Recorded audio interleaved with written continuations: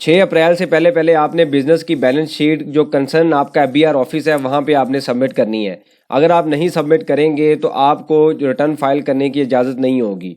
Commissioner से पहले approval लेनी पड़ेगी रिटर्न फाइलिंग के लिए। एफबीआर ने ये नया लॉ कानून क्यों बनाया है, इसके पीछे क्या लॉजिक है, और आज के छोटे से टॉपिक के अंदर हम इसको स्टडी करेंगे। आप देख रहे हैं प्रैक्टिकल लर्निंग, उसमें हूँ फ़हीम महबूब। वापस आते हैं टॉपिक के ऊपर। तो 350 जो SRO आया है, इसके ऊपर हमारा ये तकरीबन चौथा लेक्चर है और ये काफ़ी लेंथी डॉक्यूमेंट था। 1 बाय 1 सारे पॉइंट हम कवर करने की कोशिश कर रहे हैं। तो आज का जो लेक्चर है इसमें रूल 5 है और उसका जो पॉइंट है बैलेंस शीट से रिलेटेड है। जो पॉइंट है ए पॉइंट के अंदर ही सब पॉइंट है वो हम स्टडी करने लगे हैं। इसके अंदर ये कहा गया है कि आपने जो with in 30 days of this document, 7 मार्च को डॉक्यूमेंट आता है और 6 अप्रैल तक आपने ये जो बिजनेस की बैलेंस शीट है वो सबमिट करनी है। अब क्वेश्चन ये आता है किन किन लोगों ने सबमिट करनी है। अगर आप इंडिविजुअल बिजनेस कर रहे हैं, उसके बाद आप एसोसिएशन पर्सन मतलब AOP काम कर रहे हैं, पार्टनरशिप बिजनेस है, या कंपनी है जिसमें सिंगल शेयर होल्डर है यानी कि सिंगल मेंबर कंपनी है, अदर देन मैन्युफैक्चरर। अगर मैन्युफैक्चरर है फिर आपने नहीं करना, तो आपने बैलेंस शीट को सबमिट करना है। होता क्या है कि एज पर एफबीआर की जो रिक्वायरमेंट जो लॉ है, जब हम 30 जून पे अपनी रिटर्न फाइल करते हैं, यानी कि हर साल लेट से 2023 पे हमने रिटर्न फाइल की होगी, तो एज पर लॉ हमने जो काउंट्स हैं वो सबमिट करने होते हैं। मतलब काउंट्स के मुराद ये है कि जिसमें प्रॉफिट एंड लॉस की डिटेल आ रही होती है, बैलेंस शीट की डिटेल आ रही होती है, कैश फ्लो स्टेटमेंट आ रही होती है, statement of change in equity आ रही होती है, स्टेटमेंट ऑफ कॉम्प्रिहेंसिव इनकम है। तो ये एक कॉन्सेप्ट है, ये अकॉर्डिंग टू अकाउंटिंग स्टैंडर्ड जो है वो सारी स्टेटमेंट जो हमने रिपोर्ट करनी होती हैं और ये ऑडिटेड होने चाहिए। तो जो लार्ज टैक्स पेयर यूनिट में आते हैं, इवन जो बड़े सेटअप भी हैं, बड़े बिजनेस है जिनका टर्नओवर 100 मिलियन से ज़्यादा होता है, तो मोस्टली वो जो प्रॉफिट एंड लॉस और बैलेंस शीट उन्होंने सबमिट की होती है। बाकी जो है ये लिस्टेड क्लाइंट या जो बड़ी कंपनीज हैं वो सारे जो ऑडिटेड अकाउंट है वो सबमिट करते हैं। लेकिन ये जो 2 पार्ट हैं, पहले 2 पार्ट बैलेंस शीट और प्रॉफिट एंड लॉस, ये नॉर्मली सबमिट किया जाता है।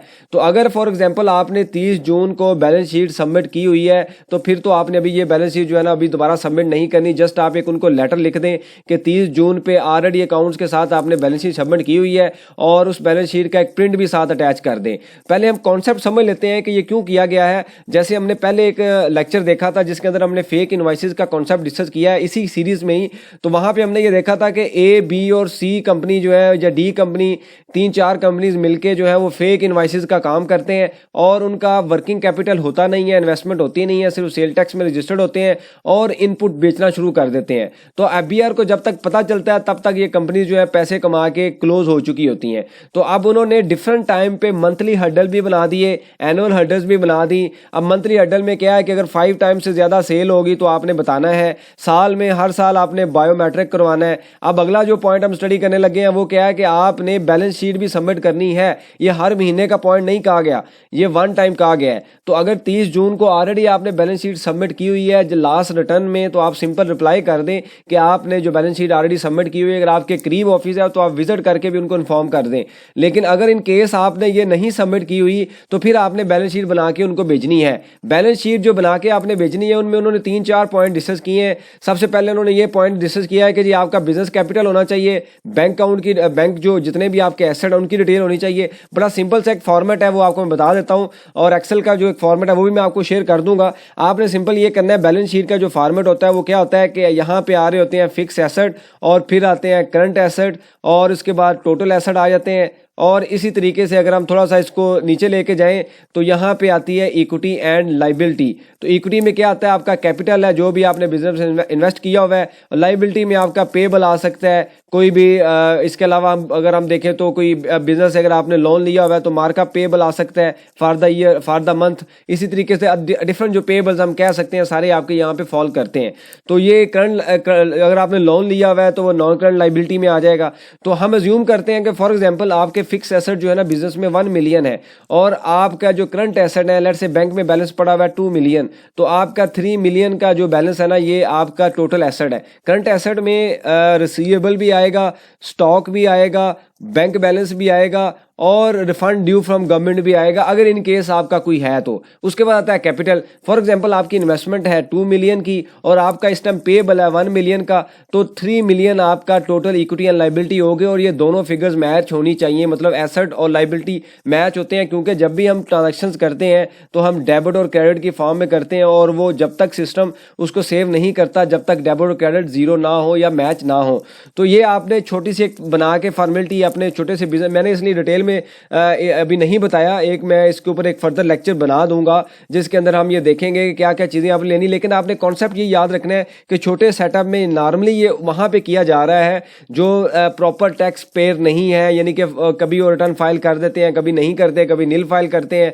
तो अगर आप प्रॉपर टैक्स पेयर हैं तो फिर हो सकता है आपको कुछ कहा भी ना जाए, सिर्फ आपने लेटर लिखना है, उनको इन्फॉर्म कर दें। और लेकिन अगर कोई प्रॉपर टैक्स पेयर नहीं है तो फिर वन टाइम वो उनसे डिटेल ले रहे हैं, उनके पास जब डिटेल आएगी ऑब्वियसली उसको वो एनालाइज करेंगे, अगर उनको कोई इशू होगा तो वो टैक्स पेयर से डिस्कस भी करेंगे।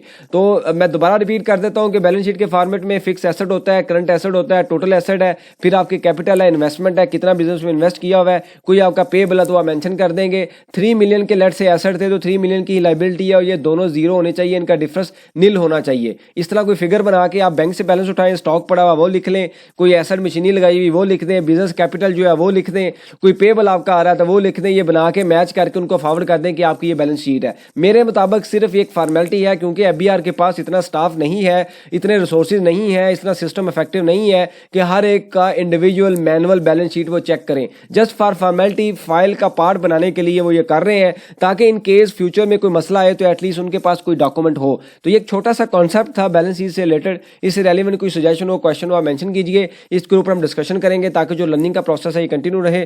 थैंक यू वेरी मच, जज़ाकल्लाह।